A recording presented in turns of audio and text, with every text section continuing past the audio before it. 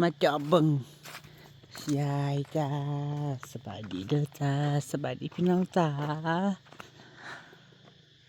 มาเจาะเบิ่งไผยายมื้อพอเมื่อวานมันบ่แจ้งนะบ่ค่อยสัตว์นะบ่ค่อยห้อง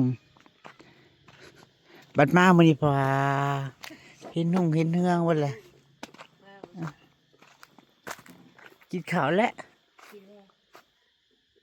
จะไปเบิ่งทางหลังบ้านก่อนเด้ทางหลังบ้านก็ห้องซับอยู่ห้องนี่ก็ห้องน้ำนี่เมื่อก่อนว่าสิติดหน้าห้องน้ำช่องมานี่นะหน้าห้องน้ำช่องมาทางอำมาลายางไปนี่แต่มันพอดีเป็นมุมนะเป็นมุมมันมุมห้องน้ำแก่ห้องน้ำเลยมันกระติดมันยากแน่นะไฟมันสิเสียงนะมันต้องได้ใส่ลักก็เลยไปใส่ตรงเหล้านะใส่ติดตรงเหล้าใส่มันสาดมาถ้ามันสาดมากับแถวนี้มันก็สิหงเบิดเนาะหน้าห้องน้ำมันก็สิหงดูสิเลยมันก็เข้าง่ายแทนดิเจอจ่าบ่ได้นี่ขนาดกลางคืนมันมืดได้นี่พี่น้องขนาดเพิ่นมืดได้นี่ดิมันก็เจอจ่าบ่ได้เด้ขอบคุณผู้ใหญ่ใจดีนะจ้าคอยพบเพาะแต่แสงสว่างนะจ้ามีแหงดิดีใจแทนยายดิมันสว่างสบายดิจากเมื่อก่อนก็สิมืดอุบคืออยู่ได้แทนนี้ก็สิมืดเบิดแล้วเฮ้ยเขาบ่มีไฟช่องบัดนี้ห้วยเจิดจ้าบัดบัด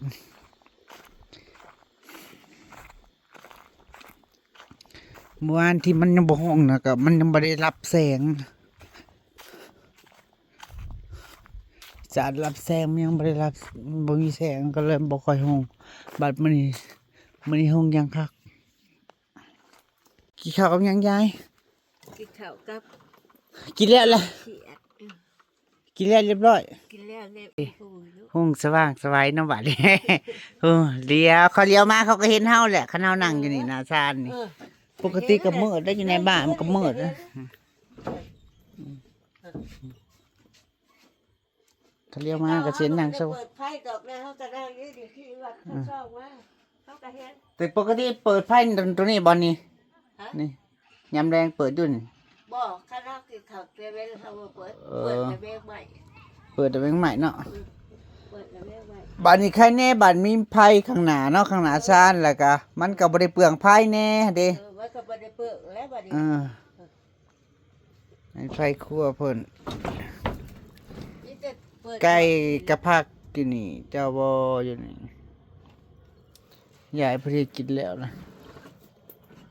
ขึ้นมาเล่นน้ำยายมาเบิ่งไพ่ยายเนาะพอเมื่อวานมันแมบมันเป็นตายนะ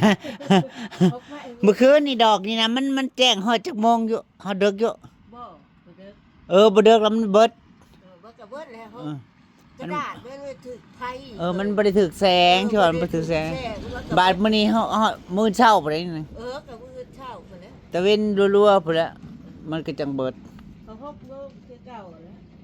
มันเปิดเขา6 โมงมันประดับเขา6 โมงคือเก่า อันนี้ว่าเริ่มซุ่มค่ำแล้วก็แม่นหุ่งรถเป็นบ่หุ่งเจอจ้าพูนจากที่เคยมืดๆเนาะ เออ จากที่เคยมืดๆก็แจ้งเลยเด้เออ ใช่มือ ดีใจบ่ ดีใจ ดีใจเนาะมีคนมาติดไฟให้ มีคน สว่างสวัย ให้รับให้รวยเด้อผู้โชคก็จะขับมาให้ค่ะมาติดพื้นติดไผ่ค่ะก็ให้โชคให้มันให้รับให้รวยแล้วจ้าตุ จ้าจ้าจะว่ามันจะแบบถวายแล้วบาดนี้นะใช้กันอยู่คนเดียวเขาบอกอยู่ก็ดี นั่งอยู่ก็เลี้ยวเห็นคนเห็นเขาเลี้ยวมาก็เห็นล่ะ เขาเลี้ยวมาก็เห็นแล้วบาดนี้เขาลูกหลานกันเขาก็เลี้ยวเห็นบาดนี้ แต่เก้า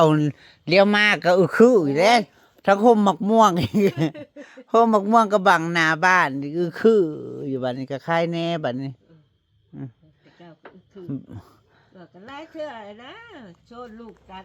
วันละบ่อีแม่ว่าตัดวันโพงพ่อบาดอีจะได้ไพ่เสียลูกเบิดแล้ว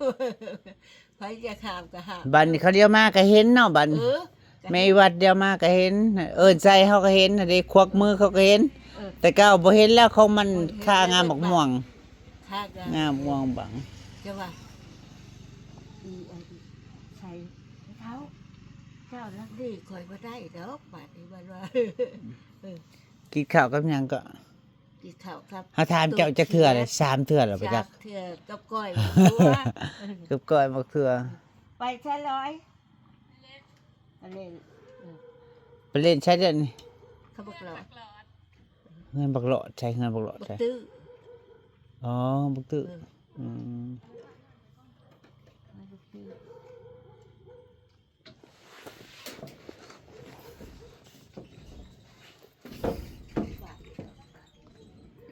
แจ้ง มาเบิ่งซองให้พูด เขา แจ้งนั่นเด้ว่า ถ่ายเอา มองนี่คันใดก็คือบ่ปิดไว้นี่เจ้าบ่เสือกมามัดไว้ยันย่างลงไปแวบดูนี่เฮาตารางกึกเลยนี่ กึกนั่นแหละเอาอยู่เธอได้หรือเฮาโลกกับใครอยู่เฮายังบ่ลุกไผเฮานอนแล้วเฮาก็ลุกมาแล้วเฮาข้ามไปนะเฮาก็ได้เฮาโลกกับเนี่ยเฮาก็บ่เบิ่งไปถึกชะป้องเลยนะบ่แม่นว่ะลงกล้ามลงทีบเชื่อแล้วก็ตื่นมาลงทีบ ตื่นมาลุกทิพย์ไปถ้าแม่ว่าลูกนั่นอะโกย เฮาตารางกึกบัดนี้คันแน่บัดนี้พอตื่นมายามใดมักไผหน้าบ้านมันก็แจ้งตลอด บาดนี้เรียกว่าว่ากระแจกจะว่าแม่ไอ้วัดว่าโอ้ยจักสินอนหลอกให้แล้วปีแล้วเขาเป็ดแล้วปี เฮานอนนี่ก็นอนพี่นอกพุ่นเนาะมื้อพุ่นนอนมื้อพุ่นนอนมันฮ้อนเด้อเนาะ มันทอด มั เปิ น ด ฮ้อน พัดลมกะบัดเปิดลายเมื่อกะฮอดเลยมันเห็น ฮ้อนบัดนี้ออกมานอนนอกผัดขี้พุ่นอีกง่ายกุ้มง่ายก้องอู้ยหันใจก็บอกอีแม่จนเราบ่ออกมาจนเราบ่เข้ามาเรามีแต่นอนอยู่หน้าพุ่นมันพุ่น ว่าขี้พุ่นจะว่าเขาคึดอยู่จะลอยเขาก็เสียชื่อมาตักว่ากึกอะไรนี่มาตักเขาชื่อได้ประกาศเป็นชื่อออกหน้าแล้วก็ได้เอามาเลยเข้าไปพกประจุก็จะใกล้ประจุกลางขาดว่าน่ะ เด้อเจ้ากินนะเจ้าก็จะกินของดองหลายแพ้นั่น มันเกี่ยวกับแพ้นี่เขาอยากหามได้หามเนี่ยกินของดองของดอง มันแกะทำไมมันคือมันแกะ ของดองมันก็บ่เป็นหยังดอกหน่อไม้ครับบ่แม่นหน่อไม้ของดองหั่นเด้คันปลาแดกเจ้าก็เป็นปลาแดกต้มปลาแดกสุกเอา กินหมักนาวเน้นหมักนาวบีบหมักนาวใส่น้ำอุ่นจังซี่กินดูๆเอาหมักนาวใส่น้ำอุ่น ฮาวายโยบละอันนั้น บริหารคิดบริทามหายาน้ำไผ่บ่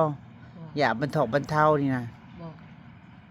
เขาบอกเขาไปเป้าเด็กเขาว่าไปเป้า ไปเป้าเบังดู พอกระดาษจ่าในลูกเขาอยู่บ้านที่นะเราไปเป็นไทยที่วันที่ถ้าป่าบุญบัตรเฮทีมือที่สองไปแล้วก็ว่าโอ้ยละโอ้ยข่อยคือประเทศเจ้าวัดจริงมันจะกลับมาบุญเนาะ เอ้ากูไปมาได้หรอกกูเจ็บกูดังกูเปิดออกมาแล้วมันบอกโอ้ไปเป้าไปมาว่าเมื่อเป้านั้นอีเมย์ฮะเด้อมันบอกเขาเป้าเขาแตะชาว่าเจ้าเจ็บอยู่เจ็บว่ะเธอเจ็บก็เจ็บเธอบ่เจ็บก็บ่เจ็บเขาก็บอกเราไปเป้าเขาว่าแล้วคายมันร้ายไปได้เขาถามว่าแล้วแต่เราว่าวันดีวันเช้าจะเอาให้เราอ่ะเขาบอกเช่าแล้วบ่ให้เราว่า ไปเป่าแผลนะพี่น้องแบบถามมันเศร้าเราก็ค่อยให้ค่าคายถามบ่เศร้าก็บ่เป็นหยังนั่นเด้เป่าจนเช้าลองเป่าเบิ่ง จังว่านะ ไปคือเก่าแล้วบ่มีรถมีราง เขาก็คิดว่าเนี่ยแล้วตัวแม่วัดว่าก็ถึกไปคล้ายว่าขะโคตรเด้ อยู่บ้านใดก็ บ้านอาจารย์ ก็บ่ไกลนะมันจะ บ้านอาจารย์ ไปชุมื้อบ่คันไปเป่าน่ะ เขาก็จักแล้วเขาก็บ่จักเจ้าว่าคุมือบ่จักหรือบ่คุมือเขาก็บ่ได้จัก บ้านเฮือนนางโปสีเด้อพี่น้องเฮือนยายตรงข้ามกับเฮือนนางโปสีเนาะ พ่อกับแม่เขาไปใส่ อยู่บ้านนอกชะโลเขาไปเฮ็ดโชดลูกโพดแล้วก็เลยโชดว่ากระโคด อ๋อให้เวทเพชชวนพากิหันปลูกข้าวโพดปลูกแตงโมอยู่พุ่น ปลูกที่พุ่นล่ะเขาเบิ กับ ดแล้ว กับลูกน้อยนะ กับลูกน้อยแล้วก็เบิดแล้วว่ากระโคดแล้วก็ดิแล้วท่าเอาบุญ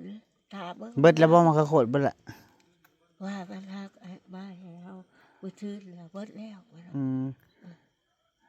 มักแตงโมยังอยู่ บักบัวเบิดแต่เฮง อ๋อบัดนทาวิยากทาบุญ ท่าเอาบุญ มันอยู่กับไผน่ะ กับผัวมัน ผู้ซีน่ะนางผู้ซีนั้นได้ผัวได้อพี่น้องเอ้ยได้ผัวแล้วเด้อผัวบันใด บัดว่า ชื่อจั่งใด จักชื่ออะไรเอาก็ลืมจักว่า เด็กน้อยบ่วัยรุ่นหรือเฒ่าแน่ล่ะ ฮัลโหลอยู่ เออ ก็บ่ได้ทราบเขาอีโพชีล่ะ อ๋อรุ่นเดียวกับมันน่ะ ชื่อเดียวกันเขาเรียกเอามาอยู่นี่บ่ท่านได้กินดอกท่านได้ปลูกแคนยังซ้ำเนาะ โอ้ยถ้าได้คอ จักมื้อได้จักมื้อได้ ใช้มืออะไรเป็นโชคอาทิตย์ล่ะ เขาก็อยู่ในนั้นน่ะ แล้วก็อยู่นี่แหละ วันนี้ว่าก็บ่ได้ไปทางใดพอบ่จะไปน่ะแต่ก็ตื่นมาแล้วก็ไปว่าบ้านนกชะโนก็คือก็ได้ ไปกับผัวน่ะ ปากกระโพนนะ ผัวบ้าน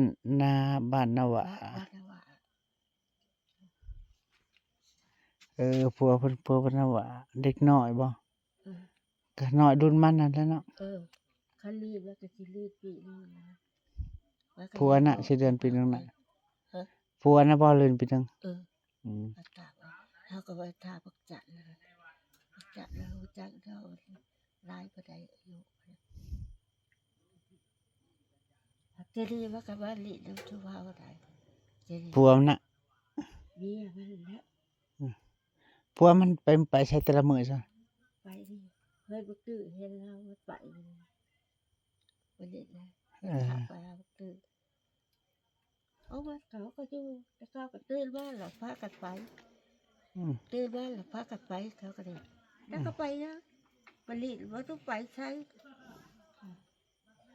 เจอกับข้าพเจ้าไว้ สรุปแล้วนะคะ นางโพสีก็ได้ผัวพี่นะนางโพสีได้ผัวแล้วที่อีเฒ่านี่ล่ะอีเหลือที่อีเฒ่าข้างบ้านนี่แหละบ่ได้ผัวเลยได้ลูกได้ผัวน้ำบ้านน้ำเมืองนี่ค่ำแล้วก็สิว่าสิมาหาสวดมนต์นอน มื้ออื่นกับคุณแม่ก็มาอีแม่ก็สิมา แล้ว มื้อเขาสิไปรับไม่ได้เอาเชิญไปนำกันเนาะ ปรีว่าโชดแล้วปรีใจจะว่าโชดแล้วว่ะข้าถ้าไปฮะปัดขึ้น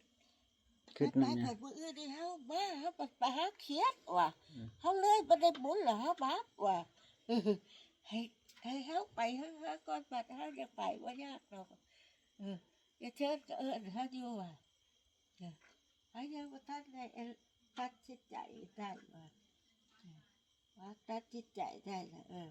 ยังปล่อยวางบ่ได้ที่ว่าเราใจยังบ่สงบนำยังคิดนั่นคิดนี่ ได้แล้วจะว่า ไปมาปะเนาะไปหาอยู่หากินหาขาชาติอีกเพราะว่าอีกป้านนี้นะยายเพิ่นคิดนะเนาะ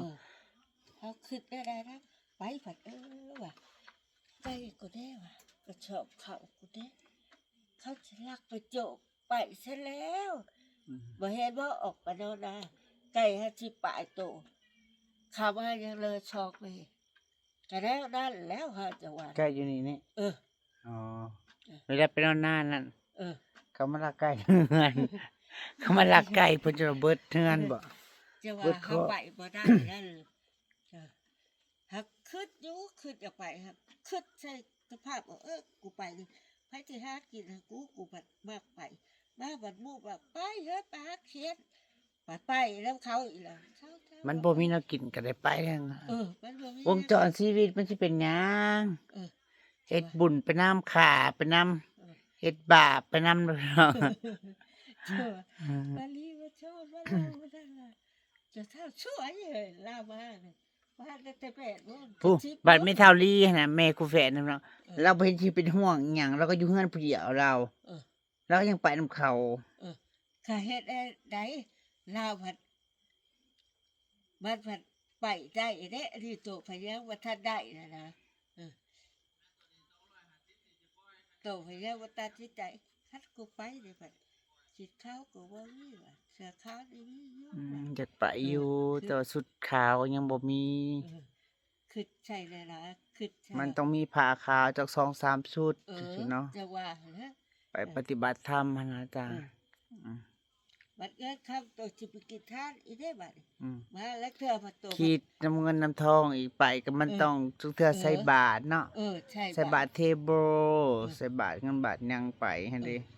บาทค่ะเวทเขาสิใช้โดยเดียวคือบาทเฮา อืม อันนี้เท่าได้บาทเขาก็ว่าจะทำพาบาทน่ะจำไว้ที่ว่า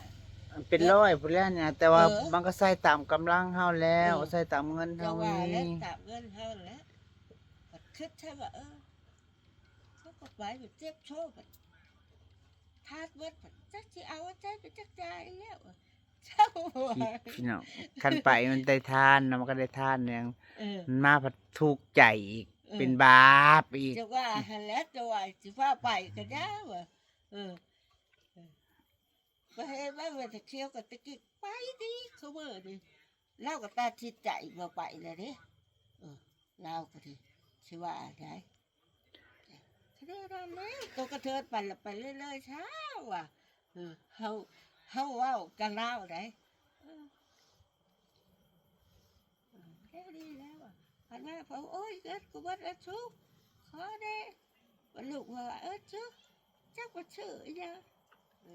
คันว่าไหวล่ะเขาว่าให้มันจบเข้าอีแหละ ลูกก็ได้โทรมาให้เพื่อบ่นี่ บอก อืม คันลูกว่าให้มัน บ่ จบอีแหละกันแล้วบ่ได้อีละบุญล่ะเศร้าว่ะ